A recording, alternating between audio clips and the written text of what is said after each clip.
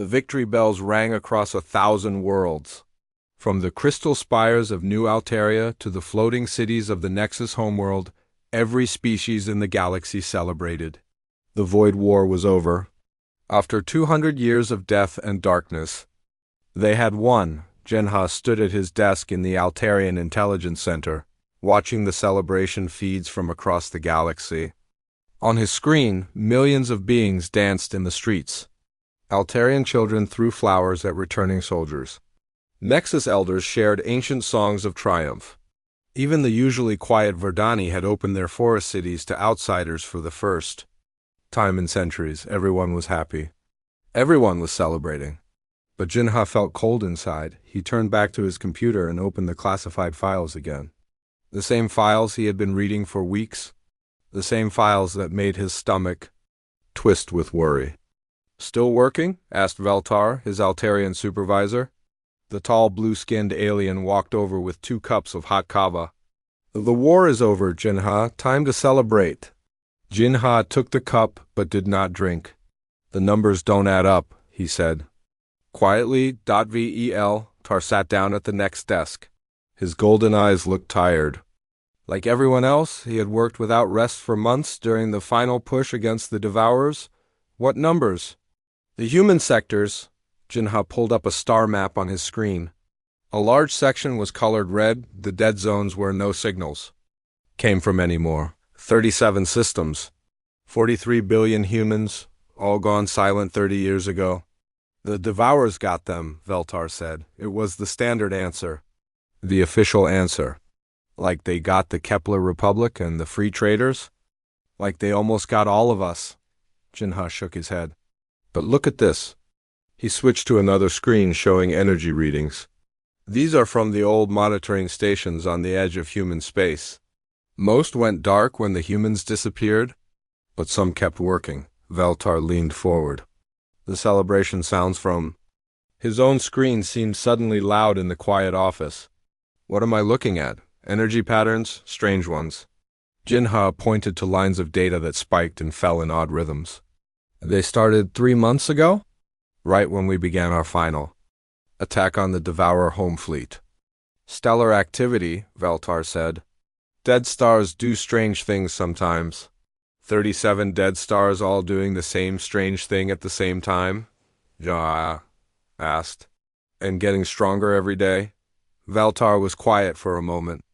Outside the window, fireworks exploded in the evening sky. The Altarian capital was having its biggest party in 2 centuries. "I know you're tired, we all are, but the war is over. The humans are gone, it's sad, but it's done." Jinha saved his files and closed his computer. He had shown this data to 5 different supervisors. All gave him the same answer. The humans were dead. The energy readings were nothing. The war was over, but Jinha had met humans during the war. He had fought beside them in the Battle of Kepler's Gate. He remembered Captain Sarah Chun, who had saved his life when Devourer bioships broke through their lines.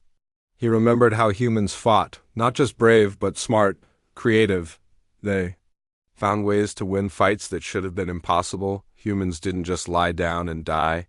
That wasn't who they were. 3 hours later, Jinha sat in his small apartment, still reading the classified files on his personal tablet. His kava had gone cold hours ago. The celebration outside was getting louder, but he barely heard it. The official story was simple. 30 years ago, a massive Devourer fleet had attacked the human colonies. The humans sent a distress call, then went silent. When the Alliance finally pushed through Devourer lines to check on them 2 years later, they found empty worlds. No bodies, no ships, no signs of life. Just dead planets spinning in space. The Alliance assumed the Devourers had consumed everything. It was what Devourers did. They were not just killers, they were eaters. They turned living beings into more of themselves. Whole species had vanished into their hunger, but Jinha had read every report from the human sectors. Something was wrong with the story. First, there were no Devourer ships found in human space. Every other attack system was full of their bioships. Even years later, Devourers left traces everywhere they went. But human space was clean, empty. Second, the humans had been working on something before they disappeared. The files mentioned Project Deep Harbor and Exodus Protocols and Contact Event Zulu, but all the details were classified above Jinha's level. Third, and most strange of all, human ships had been seen leaving their space just before the attack. Not running away, the Alliance checked for that. The ships had been heading in the opposite direction, away from Alliance space. Away from everything. Into the dark zone. The dark zone was what spacers called the empty region beyond the galaxy's edge. No stars, no planets. Nothing but cold void and strange radiation that made ships' computers go crazy. No one went into the dark zone. There was nothing there but death, but the humans had gone anyway. Jinha stood up and walked to his window. The fireworks were still going, painting the sky in bright colors. He could see other apartment buildings full of celebrating beings. Everyone was so happy the war was over. But what if it wasn't? What if the humans hadn't died 30 years ago? What if they had found something in the dark zone? What if the energy readings from their old space meant they were coming back? Jinha looked at his tablet one more time. The energy patterns were definitely getting stronger, and they were definitely not random. There was a pattern to them. Almost like a signal. He saved all his files to a secure drive and hid it in his desk. Tomorrow he would try again. He would find someone who would listen. Someone who would take the evidence seriously, because Jinha had a terrible feeling that while the galaxy celebrated the end of one war, something much bigger was coming, something that had been waiting in the dark for 30 years, something human. And if humans had learned anything in the dark zone, if they had changed or grown or become something new, then the galaxy had no idea what was heading their way. The celebration would end soon enough. The real war was about to begin. Harin floated in the control room of Deep Watch Station 7, watching the stars through the big windows. Her station sat on the very edge of known space, where the last few dim stars gave way to the endless black of the dark zone. It was quiet. Here, peaceful, just the way she liked it. For 3 years, Harin had been the only person on this station. Her job was simple: watch the dead systems, mark dangerous areas, and file reports that no one back home ever read. The Alliance had built these watch stations after the war to make sure nothing bad came out of the empty regions, but Harin knew the real reason she was here.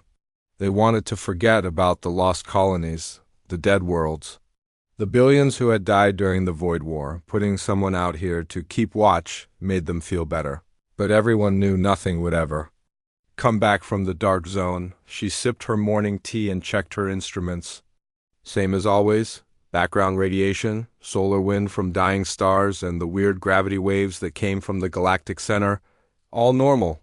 All boring. Then her deep space scanner beeped. Harin looked at the screen and frowned.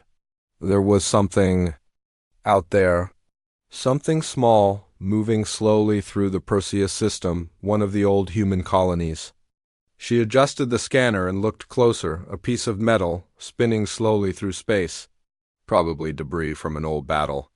The war had left junk everywhere, but as Harin watched, more pieces appeared on her screen, then more. All moving in the same direction, like they were following an invisible road through space. She recorded everything and filed it in her daily report. Debris field detected in Perseus system. Probable war remnants. No immediate danger to Alliance space.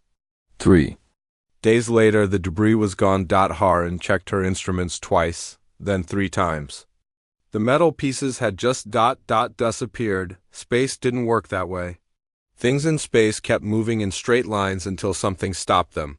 But there was nothing in the Perseus system to stop them. She filed another report. Previous debris. Field no longer detected. Possible sensor malfunction. A week later, she saw lights, not stars. Harin knew every star in this region by heart. These were moving lights, dancing between the dead planets of the Kepler system. Blue and white flashes that appeared for a few seconds, then vanished. Harin tried to get a closer look with her long-range cameras, but the lights always disappeared just before she could focus on them. Like they knew she was watching. She filed a report about possible illegal storms in the Kepler system. But her hands shook as she typed. The lights came back every night for 2 weeks, always in different places, always just out of clear sight. Sometimes Haran thought she could see shapes moving in the darkness between the flashes, long, smooth forms that looked almost like ships, but that was impossible. No one lived in those systems anymore. Then the signals started. Haran was eating dinner when her communication array lit up like a celebration display. Every channel was receiving something, not words or pictures, but pure mathematics. Numbers and equations flowing across her screens in patterns that hurt her eyes to follow. She recorded everything and tried to decode it. The math was complex, but the basic structure was familiar. It was using human mathematical constants, pi, the golden ratio, prime number sequences that human scientists had discovered centuries ago. Someone was speaking in human mathematics. Haran spent 3 days trying to understand the signals. They came every night at exactly the same time, lasted for exactly 47 minutes, then stopped. The patterns were getting more complex each time, like someone was building up to something bigger. On the 4th night, the signals changed. Instead of pure math, Haran heard something that made her blood freeze. Mixed in with the numbers were sounds, voices speaking in old human languages, music from human worlds, even what sounded like children laughing, but the voices were wrong. They spoke too slowly, with harmonics that no human throat could make. The music played in scales that hurt her ears, and the children's laughter went on too long, rising and falling like ocean waves. Haran tried to send a message back, but her transmission equipment wouldn't work. Every time she tried to broadcast, her instruments shut down. Like something was stopping her from responding, she filed an urgent report to Alliance Command. Receiving unknown signals from former human territories, possible survivors or alien intelligence. Requesting immediate investigation. The response came back 3 days later. Signals identified as pulsar radiation from neutron star, PSR 2847, no investigation needed. Adjust equipment sensitivity. Haran checked star charts. There was no neutron star in that region. She sent another report with detailed recordings. The response was faster this time. Deep Watch Station 7 scheduled for equipment upgrade. Report to Alliance Fleet Base 12 for new assignment. Effective immediately. They were pulling her off the station. Haran looked out at the dark zone, where strange lights still danced between dead worlds. Someone didn't want her to keep watching. Someone didn't want her to keep listening to those impossible signals, but she had one more night. Haran spent her last evening on the station recording everything she could. The signals were stronger now, more complex. The mathematical patterns had evolved into something that looked almost like language, not human language, but something built from human ideas, and buried in the static, she heard something that made her heart stop. A voice, speaking perfect Alliance standard, but with those same wrong harmonics that made her skin crawl. We see you, Haran of Deep Watch Station 7. We have been watching you watch us. You are curious. That is good. Curiosity is what makes a species worth preserving. The voice paused, and in the silence Haran could hear something vast breathing in the darkness. Tell them we remember their promises. Tell them we remember their betrayal. Tell them the children of Earth are coming home. The signal cut out. Haran's instruments went dead. For 10 minutes she sat in complete darkness and silence, listening to her heart pound. When the emergency power came back on, all her recordings were gone. Every file, every log entry, every piece of evidence had been erased from her computers. But Haran remembered every word. The next morning, an Alliance transport ship arrived to take her back to civilization. As her station grew smaller behind them, Haran watched the dark zone through the ship's rear window. Something was out there. Something that had once been human but wasn't anymore. Something that remembered being abandoned by their allies when they needed help most. And it was coming back. Haran tried to tell the transport captain what she had seen, but he just smiled and said she had been alone too long. Space did strange things to people's minds, he said. She would feel better after some time around other people, but Haran knew what she had heard. And she knew that somewhere in Alliance Command, people were working very hard to make sure no one else would believe her. The war wasn't over. It was just changing into something new, something that began 30 years ago when humanity disappeared. Into the dark, something that was about to end very badly for everyone who thought humans were gone forever. Captain Kwan had been exploring dead space for 15 years, but he had never seen anything like this. The ship floated in the middle of nothing, no star system, no planets, just empty black space 3 light years from the nearest sun. It was huge, maybe twice the size of his own vessel, but it looked wrong. The hull curved and twisted like it had grown instead of being built. Parts of it were smooth metal, but other sections looked almost alive, pulsing with soft blue light. You getting this? Kwan asked his science officer Yelnin. The young Nexus female stared at her instruments with wide eyes. Sir, this doesn't match any ship design in our database. The whole material? It's partially organic, and those energy readings are impossible. Kwan's ship, the Eternal Vigilance, had been doing a routine patrol of the outer rim when their sensors picked up the derelict. Standard procedure was to investigate any unknown vessels, pirates, and smugglers, sometimes hid in empty space between systems, but this was no pirate ship. Sir, called his communications officer, I'm picking up markings on the hull. They look like ... human writing. Kwan felt his stomach drop. Put it on screen. The main display zoomed in on the ship's side. There, faded but still readable, were letters in human script. Use Prometheus, Deep Harbor Fleet. That's impossible, whispered Yelnin. The humans disappeared 30 years ago. This ship should be dead metal and empty space. But the ship wasn't. Dead, soft lights pulsed along its hull in slow, steady rhythms, like breathing, like a heartbeat. Sir, we're receiving a signal from the vessel, the communications officer said. His voice was shaking. It's inviting us aboard. Kwan looked at his crew. They were all young, born after the human disappearance. They had never met a human, never seen what humans could do when they put their minds to something. But Kwan was older, he remembered. Prepare a boarding party, he said. Full biosuits. Bring every scanner we have. Sir, maybe we should report this first, Yelnin began. No, Kwan's voice was firm. We investigate first. If this really is a human ship, Command will just order it destroyed. They don't want anyone to know humans might still be alive. 2 hours later, Kwan and 4 crew members docked with the strange vessel. The airlock opened for them without any input, like the ship was welcoming them inside. The corridors were dark but not empty. The walls were covered with a mix of human technology and something else, crystalline growths that pulsed with their own light. The air was breathable but thick, carrying scents that reminded Kwan of forests and deep ocean. Water. Sir, these readings are off the charts, Yelnin said, scanning the walls. The crystal formations are some kind of biomechanical interface. They're processing massive amounts of data. They found the bridge at the ship's center. It looked like a human command center, but changed. The control panels had grown into the walls, becoming part of the ship itself. Strange symbols covered every surface, not human writing, but something that hurt to look at directly. Captain, called Tech VOR, his security chief, you need to see this. In the center of the bridge was a chair that looked more like a throne.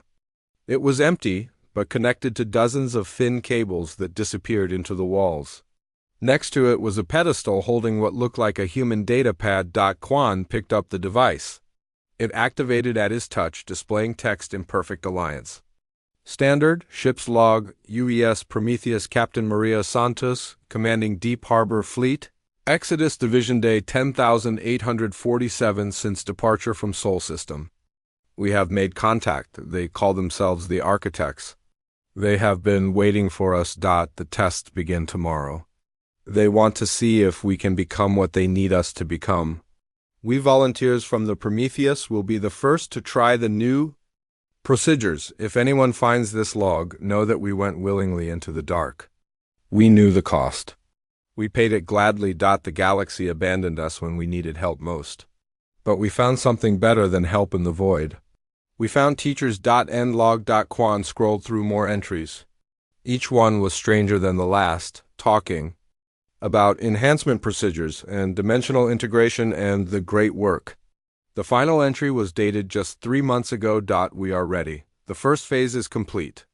Time to go home and show them what they threw away. The Prometheus and her crew are returning to Alliance space. But we are not the same people who left 30 years ago. We are something new. Something necessary. Let them try to forget us now. Sir? Yonin's voice was sharp with fear. The ship is activating. All systems are coming online. Around them, the bridge began to change. The walls shifted and flowed like liquid. The strange symbols grew brighter, pulsing in complex patterns. And from somewhere deep in the ship came a sound like singing, dozens of voices in perfect harmony, but not quite human anymore. We need to leave. Now, Quan said, but as they ran for the airlock, the ship's communication system activated. A voice filled the corridors, human, but changed. It spoke with harmonics that made their bones vibrate. Welcome aboard the Prometheus, Captain Quan of the Alliance vessel Eternal Vigilance. We have been expecting you. How do you know our ship? Name, Quan shouted as they ran. We know everything about Alliance fleet movements, Captain. We have been watching you for months, learning your patterns, understanding your weaknesses. They reached the airlock, but it was sealed shut. The voice continued, patient and calm. Do not fear. We mean you no harm. You are here to witness, to carry a message back to your leaders. What message? Quan asked. The ship around them pulsed. With new energy. Through the hull they could see space itself bending and twisting. Other ships were appearing, dozens of them, all with the same organic curves and impossible design. Tell them the Deep Harbor Fleet is coming home, the voice said. Tell them we remember every species that turned their backs on us when the Devourers came. Tell them we learned things in the dark that they cannot imagine. The space around them filled with light as more ships materialized. An entire fleet emerging from dimensions that normal physics said couldn't exist. Tell them we are not the humans they abandoned. We are something new. Something they created by forcing us to evolve or die. The airlock opened. Quan and his crew ran for their own ship as fast as their legs could carry them. And Captain? The voice followed them through their communication system. Tell them this is just the beginning.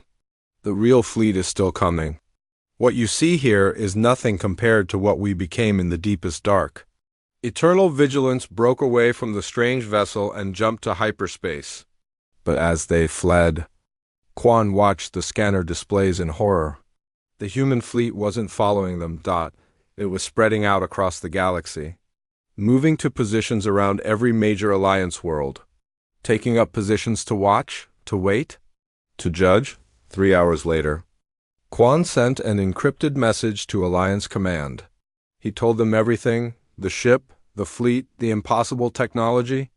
He included all his scanner data and recordings. The response came back quickly. Report received. Classified beyond your clearance. Forget what you saw. Continue patrol duties.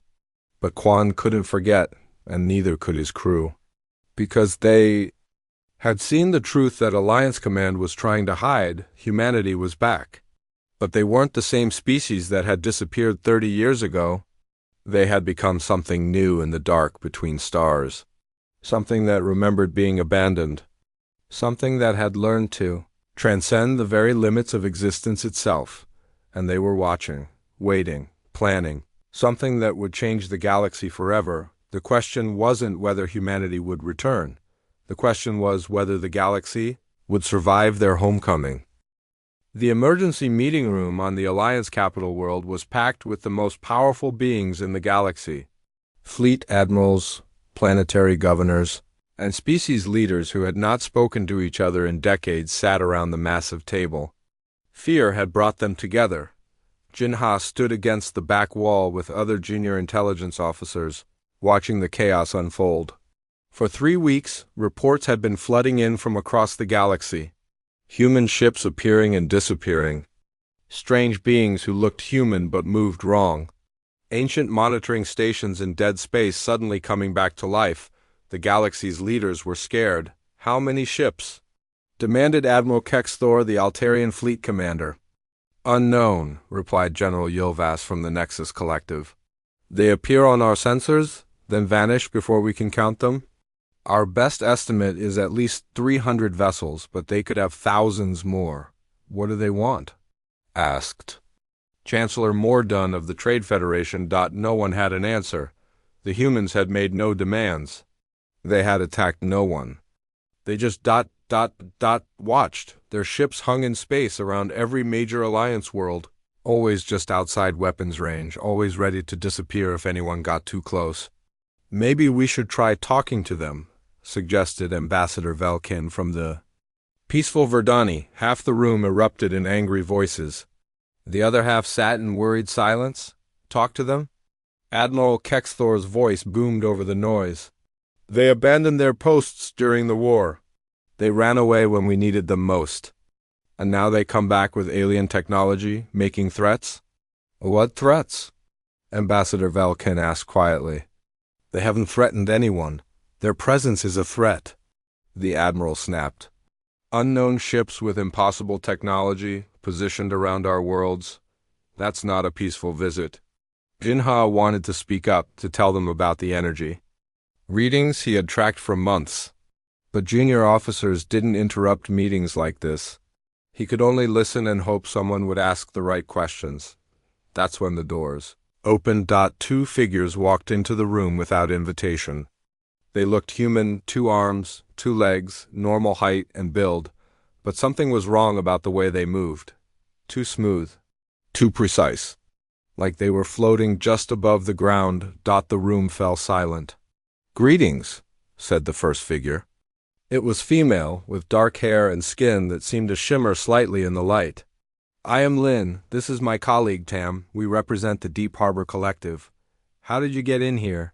Admiral Kexthor was on his feet, hand on his weapon. This facility is protected by the best security in the galaxy, Lin smiled. It was a human smile, but it lasted too long and showed too many teeth. Admiral Kexthor of the Altarian Third Fleet, born on New Altaria, trained at the Stellar Naval Academy, decorated veteran of the Void War, 3 children, 2 grandchildren. You are afraid we will hurt them. The Admiral's face went pale. Information was classified beyond any possible security breach. We know everything about all of you, Tam said. He was tall and thin, with eyes that reflected light like mirrors. We have been watching, learning, preparing for what? Chancellor Mordun asked. His voice shook. To save you, Lin said simply. Though you may not understand that yet. She moved to the center of the room. As she walked, the air around her seemed to bend and shift. 30 years ago, you abandoned us to die. When the Devourers came to human space, you pulled back your fleets. You said we were strategically unimportant. You left 43 billion humans to face extinction alone. The war was bigger than Admiral Kexthor began. The war was a test, Tam interrupted. And you failed it, Lin nodded. The Devourers were never the real threat. They were gardeners. Pruning shears. They were sent to cut back species that grew too fast, too dangerous. Species that might threaten their masters. What masters? General Yilvas asked. The architects of galactic evolution, Lin said. Beings older than your oldest myths. They seed worlds with life, watch civilizations grow, then harvest them when they become too advanced. It is how the galaxy has worked for millions of years. The room was dead silent. Even Jinha felt his heart stop beating for a moment. The Devourers came for all of us because this galactic cycle was ending, Tam explained. It was time for the harvest. Time to clear the galaxy for a new round of evolution. But we won, Ambassador Velkin whispered. We defeated the Devourers. Lin's strange smile grew wider. You won because we taught you how to win. We gave you the weapon frequencies that could hurt them. We provided the shield harmonics that could protect you. Every major victory in the final year of the war came from intelligence we fed to your networks. Admiral Kexthor sat down heavily. That's impossible. Our scientists developed those weapons. Your scientists found data we planted in their research computers, Tam said. Data we learned from the architects themselves. Jinha felt the world spinning around him. Everything they thought they knew was wrong. When you abandoned us, we had two choices, Lin continued. Die like every other species in galactic history or find another way, so we went to the architects directly. That's suicide, General Yilvas said. For normal species, yes. But humans are not normal. Lin's eyes began to glow with soft blue light. We did something no species has ever done before. We negotiated with our harvesters. The temperature in the room seemed to drop 10 degrees. We offered them a deal, Tam said.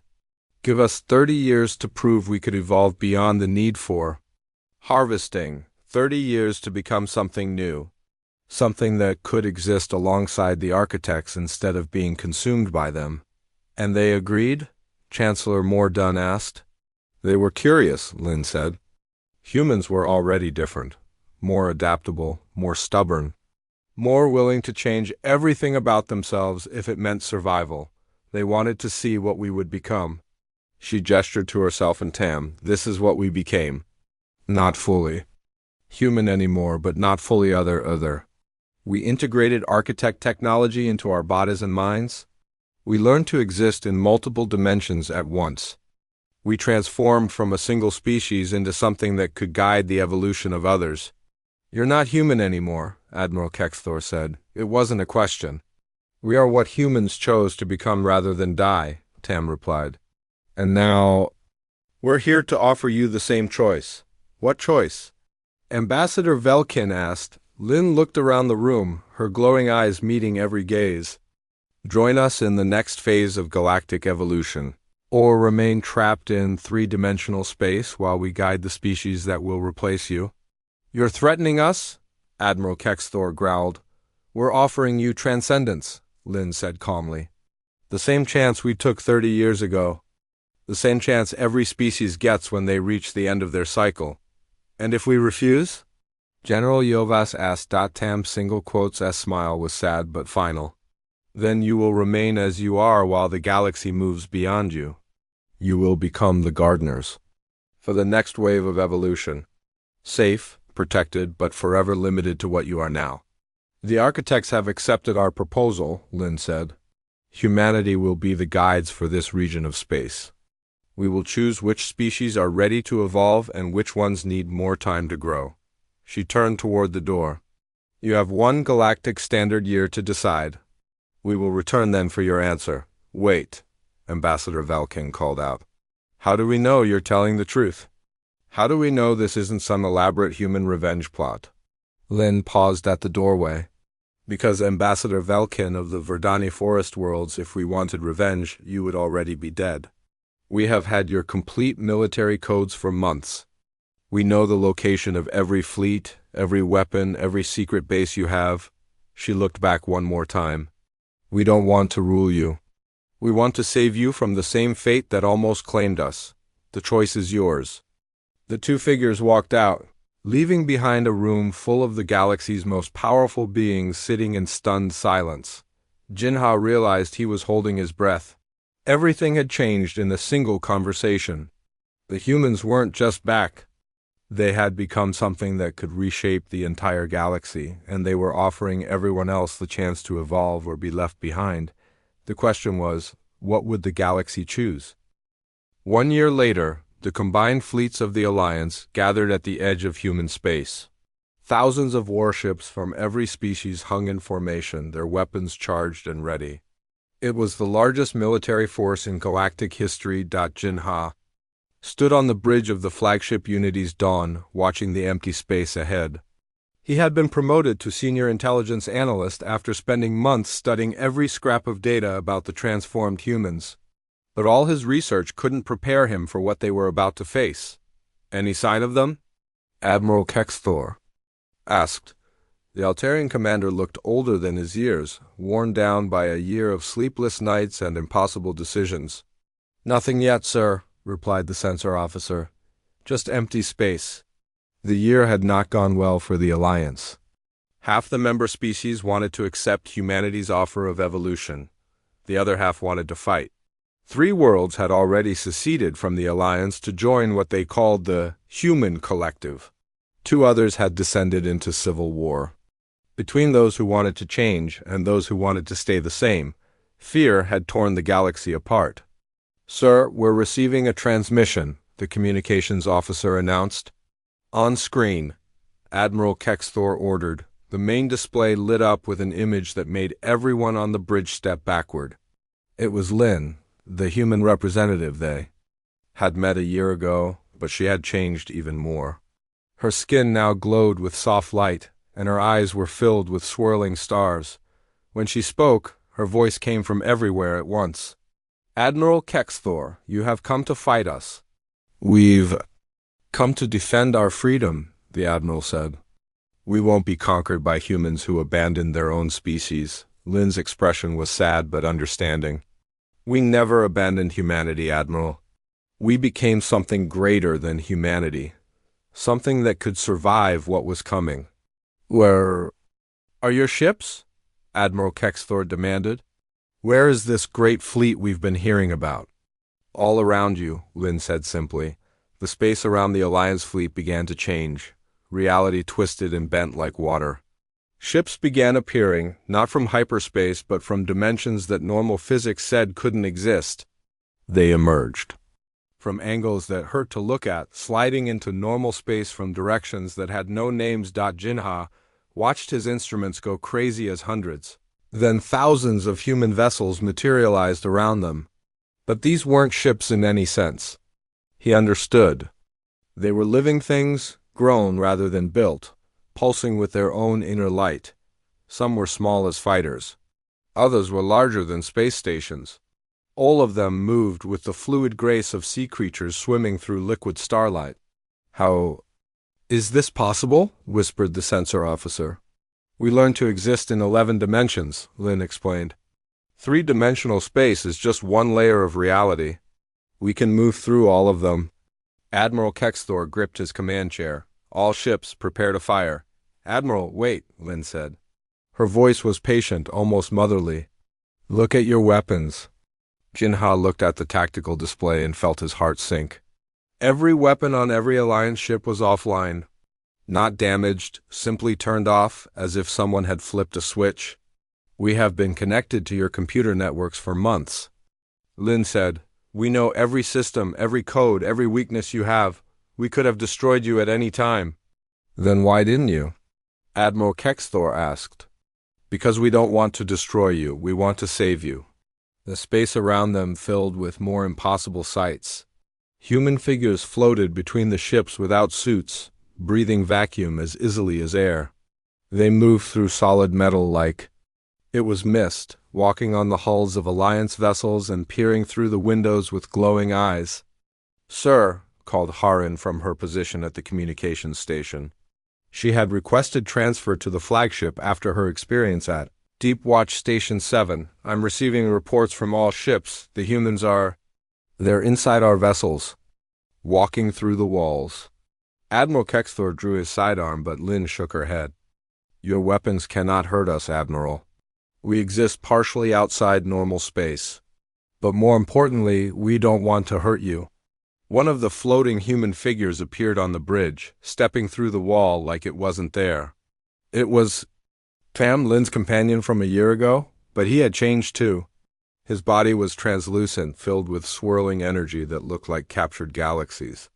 "Admiral," Tam said, his voice echoing from impossible directions, "you're afraid we've stopped being human. But look around you. What do you see?" Jinha looked at the Alliance fleet. Every ship was surrounded by the transformed humans, but none were being attacked. The humans were just watching, waiting. "We see conquerors," Admiral Kexthor said. "You see gardeners?" Tam replied. "We've become what the architects were, but with human hearts.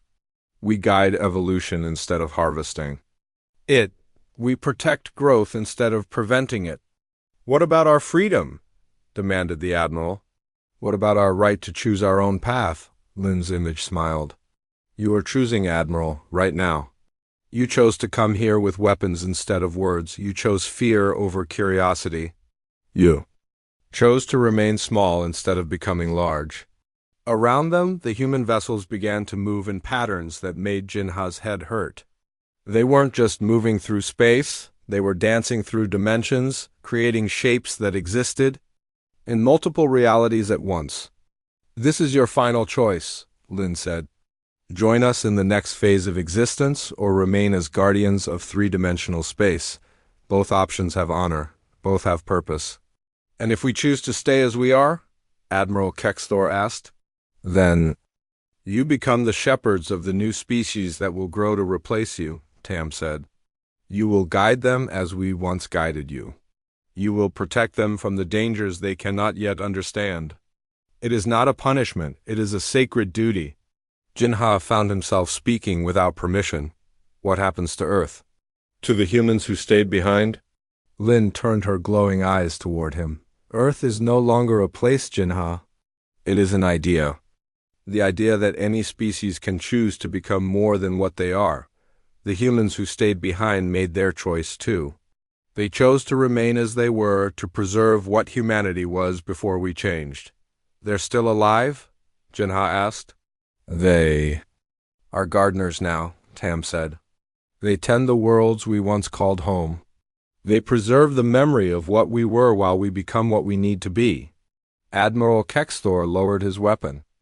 Around the bridge, Jinha could see the same realization on every face. They weren't facing an invasion. They were witnessing graduation day for an entire species. "How long do we have to decide?" the Admiral asked. "You have already decided," Lin said gently. "Some of your species will come with us. Others will stay behind to guide the next cycle. Both choices are correct. Both choices are necessary." Haru looked up from her station. "Sir, I'm receiving requests from 17 different ships. They're asking permission to transfer to the human vessels." Admiral Kexthor closed his eyes. When he opened them, he looked older but more peaceful. "Permission granted. Anyone who wants to evolve may do so." Across the fleet, Alliance personnel began disappearing from their posts. Not kidnapped, they walked through the walls of their own ships to join the humans floating outside. As they crossed into vacuum, their bodies began to glow and change, becoming something new. Jinha felt the pull too. The curiosity that had driven him to investigate the energy readings, the need to understand what lay beyond the known. But he also felt something else, a responsibility to those who would remain behind. "I'll stay," he said quietly. Lin nodded with approval. "Someone must guide the next generation of seekers. Someone must preserve the memory of this choice." Quan appeared on the bridge, walking through the wall with the same impossible ease as the other transformed humans. But Jinha could still see his friend underneath the changes. "It doesn't hurt," Quan said, his voice full of wonder. "Becoming more than you were doesn't mean losing what you are. It means adding to it. Will we see you again?" Jinha asked. "We will always be watching," Lin said. "From dimensions you cannot yet perceive. When the next species reaches this point in their development, we will offer them the same choice we offered you." The human fleet began to fade, slipping back into the higher dimensions they now called home. But before they disappeared completely, Lin spoke one last time. "Remember this day. Remember that humanity refused to accept limits. We were abandoned, written off, forgotten. But we became something the galaxy had never seen before, a species that chose evolution over extinction, transcendence over safety." "Tell the stories," Tam added. "Tell them that when the galaxy thought the war was over, humanity arrived in force. Not as conquerors, but as teachers. Not as destroyers, but as gardeners of possibility. The last human ship vanished into folded space, leaving the Alliance fleet alone among the stars, but they weren't really alone. In the quantum static between radio channels, Jinha could hear whispers of impossible music. In the flicker of distant stars, Harin could see patterns that spoke of watchers in the dark. And in the depths of space itself, Admiral Kexthor could feel the presence of guardians who had once been human but now were something more. The war was over. Humanity had won by refusing to fight the battle everyone else was fighting. They had looked at impossible odds and chosen to become impossible themselves.